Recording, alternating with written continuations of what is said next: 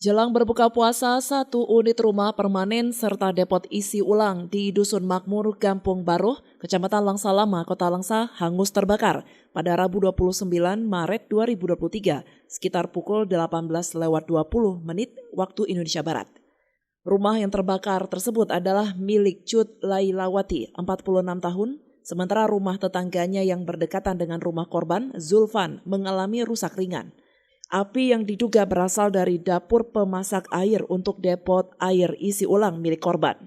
Kebakaran berhasil dipadamkan setelah petugas menurunkan 7 unit armada. Terdiri 5 unit armada pemadam api dan 2 unit tangki suplai air dengan melakukan penyiraman dan pendinginan hingga tuntas. Tidak ada korban jiwa dalam peristiwa kebakaran tersebut, namun kerugian ditaksir puluhan juta rupiah. Sementara itu, PJ Wali Kota Langsa, Said Mahdum Majid, telah memberikan bantuan masa panik dan bantuan material lainnya kepada korban. Ia juga berharap agar para korban diberikan ketabahan dan kekuatan untuk menghadapi cobaan ini.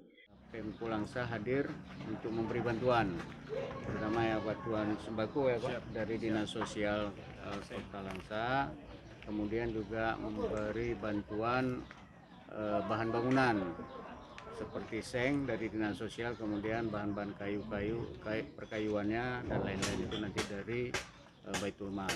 Mudah-mudahan keluarga yang ditimpa musibah hari ini, kebakaran, diberi kesabaran dalam menghadapi cobaan ini. Dari Langsa, Selinovita melaporkan untuk Puja TV Aceh.